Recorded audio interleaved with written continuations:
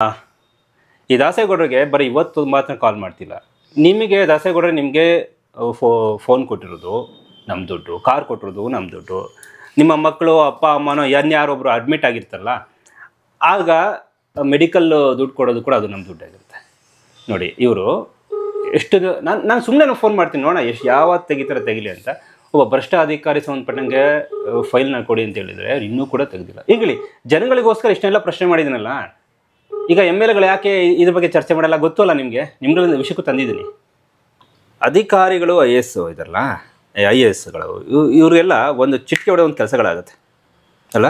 ಒಂದು ಸೈನ್ ಹಾಕಿದ್ರೆ ಲಕ್ಷಾಂತರ ಜನಕ್ಕೆ ಒಳ್ಳೆ ಕೆಲಸ ಮಾಡ್ಬೋದು. ಒಂದೇ ಒಂದು ಸೈನಲ್ಲಿ ಲಕ್ಷಾಂತರ ಜನಗಳನ್ನ ಹಾಳು ಮಾಡಾಕ್ಬಿಡ್ಬೋದು. ಅಂಥ ದೊಡ್ಡ ಪವರ್ ಇರೋಂಥ ಸೈನು. ಇವತ್ತು ಕಾರ್ಪೊರೇಷನ್ ವಿಷಯಕ್ಕೆ ಬರೋದೇ ಆದರೆ ಅನೇಕ ಅಧಿಕಾರಿಗಳ ವಿರುದ್ಧ ಸುದ್ದಿ ಮಾಡಿದೆ, ಕೆಲವನ್ನ ಸಸ್ಪೆಂಡು ಮಾಡಿಸಿದೆ, ಕೆಲವನ್ನ ನೋಡಿ ಎದ್ಕೊಂಡು ಓಡೋಗ್ತಿದ್ರೆ ಈಗಲೂ ಕೂಡ ಅದು ಭಯಪಡ್ತಾರೆ. ಆದರೆ ಕೆಲವೊಂದು ಅಧಿಕಾರಿಗಳನ್ನ ಕಳ್ಳ ಅಂತ ಹೇಳಿದಾಗ, ಸುಳ್ಳ ಅಂತ ಹೇಳಿದಾಗ, ಭ್ರಷ್ಟ ಲೋಫರು ಅಂತ ಹೇಳಿದಾಗಲೂ ಕೂಡ ಆತನಲ್ಲೇ ಕೂರಿಸ್ಕೊಳ್ತೀರಾ ಅಂತಂದರೆ ಆ IAS ಆಫೀಸರು ಅಥವಾ ಅವ್ರುಗಳನ್ನ ಮಿನಿಟ್ ಹಾಕಿ ಕರೆಸುವಂಥ MLAಗಳು ಮತ್ತು ಮಿನಿಸ್ಟ್ರಿಗಳು ಏನು ಕಿತ್ತಾಗ್ತಿದ್ದೀರಾ ನೀವೆಲ್ಲ ಅಂತ. ನಿಮ್ಮದೇ ಓಟ್ ಹಾಕಿರುವಂಥ, ನಿಮ್ಗಳಿಗೆ ಓಟ್ ಹಾಕಿರುವಂಥ ಜನಗಳ ಮೋಸ ಮಾಡ್ತಿದ್ದಾರೆ ಅಂತ ನಾನು ಸುದ್ದಿ ಮಾಡಿದಾಗ ಆ ವ್ಯಕ್ತಿನ ಕರ್ಕೊಂಬಂದು ಅಲ್ಲೇ ಕೂರಿಸ್ತೀರ ಅಂದಮೇಲೆ ಈ ಜನಕ್ಕೆ ಅದು ಅರ್ಥ ಆಗಿಲ್ಲ. ಇದೇ ಜನ ಯಾವತ್ತೂ ಆ ಸತ್ಯನ ಅರ್ಥ ಮಾಡ್ಕೊಳ್ತಾರೋ ಅವತ್ತು ಬದಲಾಗುತ್ತೆ. ಅವತ್ತು ಒಳ್ಳೊಳ್ಳೆಯವರು ಬರ್ತಾರೆ, ದುಡ್ಡು ಇಲ್ಲದೆ ಎಲೆಕ್ಷನ್ ನಡೆಸ್ತಾರೆ, ನಿಮ್ಗಳಿಗೆ ಮೋಸ ಮಾಡಿರ್ತಾರೆ ಅಂತ ಸುದ್ದಿ ನಾನು ಮಾಡಿರ್ತೀನಿ, ನಿಮ್ಮ ದುಡ್ಡು ಲೂಟಿ ಮಾಡಿರ್ತಾರೆ ಅಂತ ಸುದ್ದಿ ನಾನು ಮಾಡಿರ್ತೀನಿ. ಆ ಕಳ್ಳನ ಕರ್ಕೊಂಬಂದು ಇದೇ MLAಗಳು MP ಗಳು MLCಗಳು ಒಂದು ಕೂರಿಸಿರ್ತಾರೆ ಅಂತಂದರೆ ಈ ಜನಗಳಿಗೆ ಆ ಸತ್ಯ ಯಾಕೆ ಗೊತ್ತಾಗ್ತಿಲ್ಲ. ಇದು ಯಾವುದೇ ಒಂದು ವಾರ್ಡ್ಗೆ ಆಗಿರ್ಬೋದು, ಒಂದು ತಾಲೂಕಿಗೆ ಆಗಿರ್ಬೋದು, ಒಬ್ಬ ಅಧಿಕಾರಿ ಬರಬೇಕು ಅಂದರೆ ಆ ರಾಜಕಾರಣಿಗಳು ಮಾತ್ರ ಕಾರಣ ಆಗಿರ್ತಾರೆ. ನಿಮಗೆಲ್ಲ ಮೋಸ ಆಗ್ತಿದೆ ಅಂದರೆ ನೀವು ಯಾರು ಓಟ್ ಹಾಕಿದ್ರಿ ಅವರು ಮಾತ್ರ ಕಾರಣ ಆಗಿರ್ತಾರೆ. ಈಗ ಸಣ್ಣ ಎಕ್ಸಾಂಪಲ್ ಹೇಳ್ತೀನಿ. ಪಾಪ ನಮ್ಮ ಕಾರ್ಪೊರೇಷನ್ ಇದ್ದಾರೆ ದಾಸೇಗೌಡರು ಅಂತ. ನಿಮ್ಗೆ ಎಷ್ಟು ಸಲ ಫೋನ್ ಮಾಡಿದ್ದೆ ಸರ್? ನಾನು ಸುಮಾರು ಸಲ ಫೋನ್ ಮಾಡಿದ್ಬೇಕಾದ್ರೆ ಈಗಲೂ ಮಾಡಿಬಿಡ್ತೀನಿ. ಸೊ ನೀವು ಒಂದು ಫೋನ್ ಎತ್ತಕ್ಕೆ ನೀವು ರೆಡಿ ಇಲ್ಲ ಆದಮೇಲೆ ನೀವು ನಮ್ಮ ಮೈಸೂರಿಗೆ ಯಾವ ರೀತಿ ಸಂದೇಶ ಕೊಡ್ತಾ ಇದ್ದೀರಿ ಮಿಸ್ಟರ್ ದಾಸೇಗೌಡ್ರೆ? ಒಬ್ಬ ಭ್ರಷ್ಟನ ಬಗ್ಗೆ ನಾನು ಬರೆದಿದ್ದೆ. ಡಿಪಾರ್ಟ್ಮೆಂಟ್ ಎಂಕ್ವೈರಿ ಆಗಿತ್ತು ಅಲ್ವಾ? ಡಿಪಾರ್ಟ್ಮೆಂಟ್ ಎಂಕ್ವೈರಿ ಆಗಿದ್ರೆ ಲೆಟ್ರ್ ಕೊಡ್ರಪ್ಪ ಅಂತಂದರೆ ಅದು ಎಲ್ಲಿ ತನಕ ಬಂದು ಲೆಟ್ರ್ ಕೊಡಪ್ಪ ಅಂದರೆ ನನ್ನ ಫೋನ್ ಎತ್ತಕ್ಕೆ ನೀವು ರೆಡಿ ಇಲ್ಲ ಅಂದರೆ ನೀವು ಯಾವ ಸೀಮೆ KS ಆಫೀಸರು? ನಮ್ಮ ಸಮಾಜಕ್ಕೆ ಏನು ಸಂದೇಶ ಕೊಡ್ತಿದ್ಯಾ? ಮೈಸೂರಿಗೆ ಏನು ಸಂದೇಶ ಕೊಡ್ತಿದ್ಯಾ? ನಮ್ಮ ಮೈಸೂರಿಗೆ ಕರಾಳ ಅಲ್ವಾ ನೀವು? ಆಫ್ಟರ್ ಆಲ್ ಒಬ್ಬ KS ಆಫೀಸರು. ನಿಂಗೆ ರಿಟೈರ್ಮೆಂಟ್ ಇದೆ, ನಮ್ಗೆ ರಿಟೈರ್ಮೆಂಟ್ ಇಲ್ಲ. ಇವತ್ತು ಬಚಾವಾಗಿದ್ದೀನಿ ಅಂತ ಅಂದ್ಕೊಂಡಿರ್ಬೋದು, ಅವನು ಅಂದ್ಕೊಂಡಿರ್ಬೋದು, ನೀವು ಅಂದ್ಕೊಳ್ಬೋದು. ಇಲ್ಲಿ ಕಳ್ಳ ಕದ್ದವನಲ್ಲ, ಕಳ್ಳನ ಉಳಿಸ್ತಾ ಇರೋ ನಿಮ್ಮಂಥ KS ಆಫೀಸರ್ಗಳು ಸರ್. ದಾಸೇಗೌಡ್ರೆ ನಿಮಗೆ ಹೇಳ್ತಾ ಇದ್ರಿ, ಒಂದು ಲೆಟ್ರ್ ಕೊಡೋದಕ್ಕೆ ಆಗಲ್ಲ. ಮತ್ತು ಕಮಿಷನರ್ ಬಗ್ಗೆ ನೀವು ಮಾತಾಡಿದೆ ಸರ್. ಯಾರಾದರೂ ಆಗಲಿ ಸರ್, ಫೋನ್ ರೆಸ್ಪಾಂಡ್ ಮಾಡಬೇಕಲ್ವ? ಅಥವಾ ನಿಮ್ಮ ಪ್ರೋಟೋಕಾಲ್ ಏನು? ಪಬ್ಲಿಕ್ಗೆ ಫೋನ್ ತೆಗಿಬಾರ್ದು ಅಂತನಾ? ನಮಗೇನು ಕಮಿಷನರ್ ತುಂಬ ಒಳ್ಳೆಯವರಪ್ಪ ಅಂತ ಹೇಳ್ತಾರೆ, ನಾಲೆಡ್ಜಬಲ್ ಅಂತ. ನನಗೆ ಗೊತ್ತಿಲ್ಲ, ನಾನೇ ನಿಮ್ಗೆ ಮೆಸೇಜು ಹಾಕಿದ್ದೀನಿ ನೋಡಿ ಸರ್. ನನಗೋಸ್ಕರ ಇದುವರೆಗೆ ಪ್ರಶ್ನೆ ಮಾಡಿರೋದು ಯಾವುದು? ನನಗೋಸ್ಕರ ಇದುವರೆಗೂ ನಾನು ಮಾಡ್ಕೊಂಡೇ ಇಲ್ಲ ಸರ್.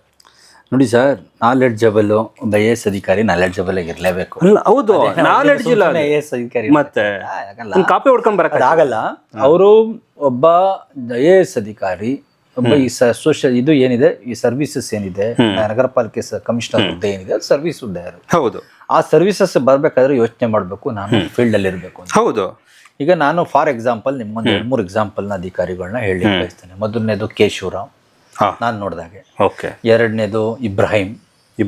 ಮೂರನೇದು ಪಾಲಿಕೆಗೆ ಬಂದವರು. ನಾನು ನೋಡಿರೋವಂಥದ್ದು ಅಂದರೆ ಗಮನಿಸಿರುವಂಥದ್ದು, ನಾನು ಅನುಭವಿಸಿರುವಂಥದ್ದು ನಮ್ಮ ಬೆಟ್ಸೂರ್ ಮಠ್ ಅವರು.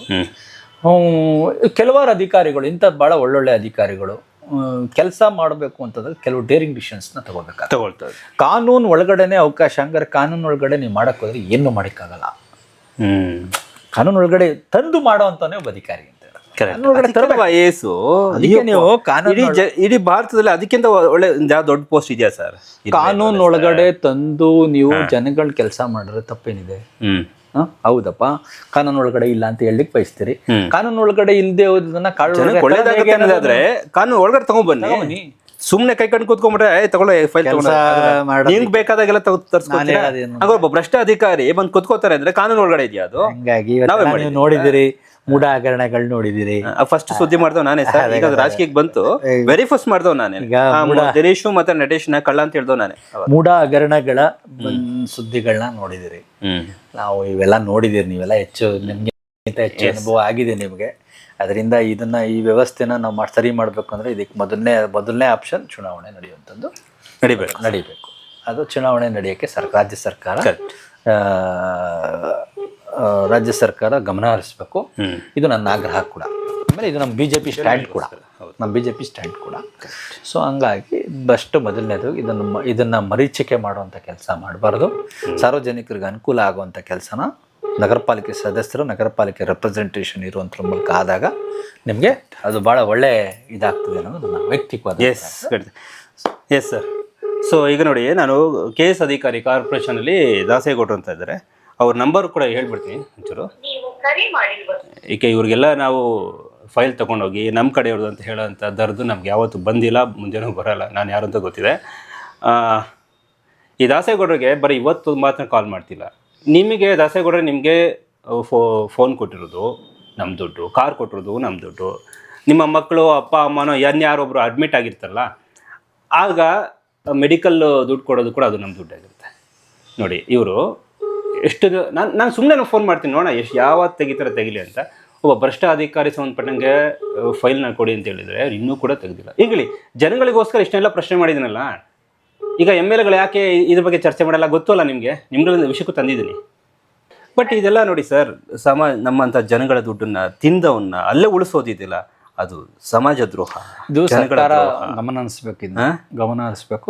ನನಗೆ ಗೊತ್ತಿಲ್ಲ ಅನ್ನೋದು. ಐ ಡಿಮ್ಯಾಂಡ್ ಇಮಿಡಿಯೇಟ್ ಏನು ಅಧಿಕಾರಿ ಇದ್ದಾನೆ, ಯಾರೇ ಆಗ್ಲಿರ್ಲಿ, ನೀವು ಅಂತಲ್ಲ, ಹೌದು, ಯಾರಾದ್ರೂ ರೆಪ್ರೆಸೆಂಟೇಷನ್ ಇದ್ರು ಕೂಡ ಅಕಸ್ಮಾತ್ ನಿನಗೆ ಫೋನ್ ತೆಗಿಯಕ್ಕಾಗಲಿಲ್ಲ ಅಂದ್ರೆ ಮೀಟಿಂಗ್ ಅಲ್ಲಿ ಇದ್ರು ಕೂಡ ಏನ್ ಆಮೇಲೆ ಅಂತ ಫಸ್ಟ್ ತೆಗಿತಾ ಇದ್ರು. ಯಾವಾಗ ವಿಷಯ ಗೊತ್ತಾಯ್ತು ಅವಾಗ ಸುಮ್ಮನೆ ನೀವು ಹೇಳ್ಬೇಕಾಗ್ತದೆ, ನೀವು ಅದನ್ನ ಮಾಡ್ಕೊಡ್ಬೇಕಾ, ಅದ ಕೆಲಸ ನೀವು ಮಾಡ್ಬೇಕಾದ್ರೆ ನಿಮ್ಮ ಆದ್ಯ ಕರ್ತವ್ಯ. ಅದಕ್ಕೆ ಕೂಡ ನಾವು ಸಾರ್ವಜನಿಕರ ತೆರಿಗೆದಾರರ ಹಣದಲ್ಲಿ ನಿಮಗೆ ಸಂಬಳ ಕೊಡುವಂಥದ್ದು, ನಿಮಗೆಲ್ಲ ವ್ಯವಸ್ಥೆಗಳನ್ನ ನಿರ್ಮಾಣ ಮಾಡಿರುವಂಥದ್ದು. ಹಾಗಾಗಿ ನೀವು ಇದನ್ನ ನಾವು ಕೂಡ ಈಗ ನೀವು ನಿಮ್ಮ ಸುದ್ದಿವಾಹಿನಿಲಿ ಏನು ಬಿತ್ತರಿಸ್ತಾ ಇದ್ದೀರಿ, ನಾನು ಕೂಡ ಇದನ್ನ ಅಪೋಸ್ ಮಾಡ್ತಾ ಇದ್ದೀನಿ, ನಾನು ಕೂಡ ಖಂಡಿಸ್ತಾ ಇದ್ದೀನಿ. ನೀನು ತೆಗಿಲೇಬೇಕು, ನೀ ಅಧಿಕಾರಿ, ನೀ ತೆಗಿಲೇಬೇಕು, ಇದು ನಿನ್ನ ಆದ್ಯ ಕರ್ತವ್ಯ.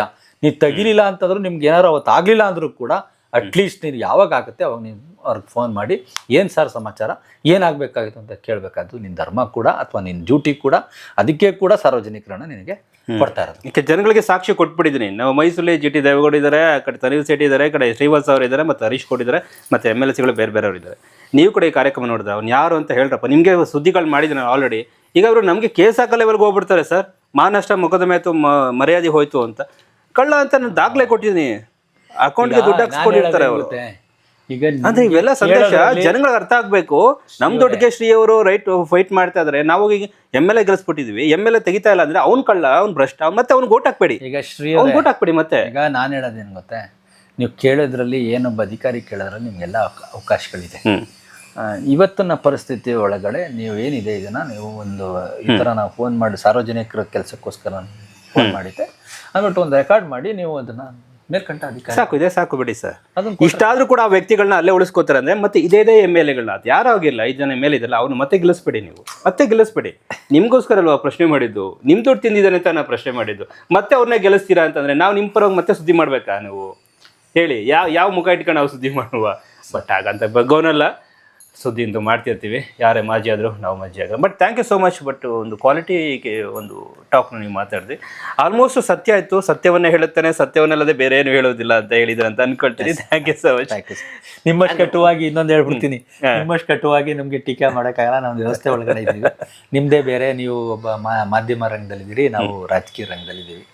ನಿಮ್ಮಷ್ಟು ಚೂರು ಪರ ಕಟ್ಟುಪಾಡುಗಳು ಇರುತ್ತೆ. ಓಪನ್ ಆಗಿ ನಾವು ಸಪೋರ್ಟ್ ಮಾಡಿ, ಕಟ್ಟುವಾಗಿ ಆಗಲ್ಲ. ಆದ್ರಿಂದ ಕೆಲವರು ಈ ಎಲ್ಲ MLAಗಳು ಕೆಟ್ಟವ್ರು ಇರಲ್ಲ, ಎಲ್ಲರೂ ಕೆಟ್ಟವ್ರು ಇರಲ್ಲ. ಮೀಡಿಯಾದಲ್ಲಿ ಕರಪ್ಟ್ ಇಲ್ವಾ ಸರ್? ಮೀಡಿಯಾದಲ್ಲಿ ಸತ್ಯ ಸುಳ್ಳು ಅಂತ ತೋರಿಸೋರು, ಸುಳ್ಳನ್ನ ಕಳ್ಳನ್ನ ದೇವ್ರ ಅಂತ ತೋರಿಸೋರು ಕಮ್ಮಿ ಇದಾರ ಸರ್, ನಿಮಗೂ ಗೊತ್ತಿದೆ, ನಮಗೂ ಗೊತ್ತಿದೆ. ಸೊ ಹಂಗಾಗಿ ಇದನ್ನ ನಾವು ಈ ವ್ಯವಸ್ಥೆನ ಸರಿ ಮಾಡುವ ನಿಟ್ಟಿನಲ್ಲಿ ನಿಮ್ಮ ವಾಹಿನಿ ಕೆಲಸ ಮಾಡಲಿ ಅಂತ ಆಶಿಸ್ತಾ ಮಾಡ್ತಾ ನನಗೂ ಅವಕಾಶ ಮಾಡಿ ಧನ್ಯವಾದ ತಿಳಿಸ್ತಾ. Thank you. ಜಗದೀಶ್ ಮಾಜಿ ಕಾರ್ಪೊರೇಟರ್. ಇದು ರೈಟ್ ನ್ಯೂಸ್.